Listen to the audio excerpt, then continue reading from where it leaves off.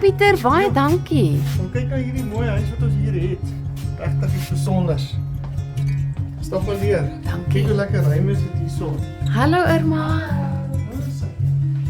Ek kuier vandag saam met Pieter van NS Property Solutions en ons is hier in Bellville. Pieter, kan jy vir ons sê waar presies is hierdie plek? Hierdie dorpshuis is in die middel van Labiance. En Labiance is baie sentraal geleë.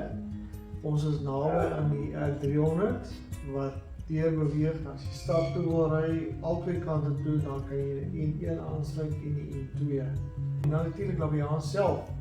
Jy het twee skole, 'n laerskool, Labiance Laerskool, waar ouers wat hier kom koop kan hulle kinders ten minste kan skool toe loop, so naby is dit.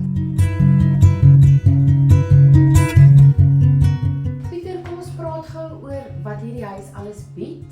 Hier's 'n lekker kombuis en ek sien hy loop ook uit na buite. Jy gaan by die agterdeur uit, dan loop jy direk, kan jy inloop in die garage. Okay. En tussen die garage en die woonplek is ook 'n plek vir jou wasmasjien. En dan het ons ook wat lekker is vir die gaste, is daar het ons 'n toiletgeriewe of 'n eie badkamer waar jy onder kan die badkamer toe gaan.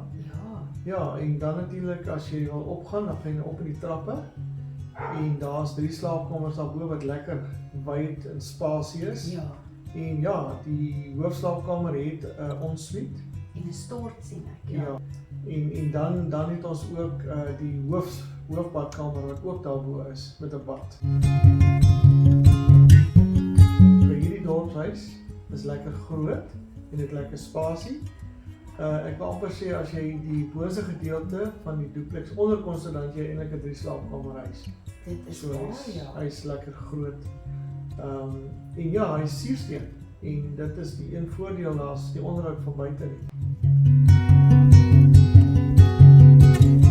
Baie lekker braai daar buite, waar jy lekker jou gaste kan onthaal. Dit is so op 'n stoepie. Parkering is daar 'n garage waar jy jou voertuig kan parkeer. Dan het jy ook parkering waar jy kan inry voor in die jaar, waar jy 2 karre kan stop.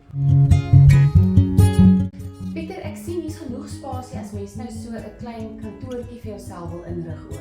Ja, jy kan wel, daar's 2 plekke waar jy kan kyk hier. So een deel van die leefarea kan jy omskep vir jouself in 'n kantoor.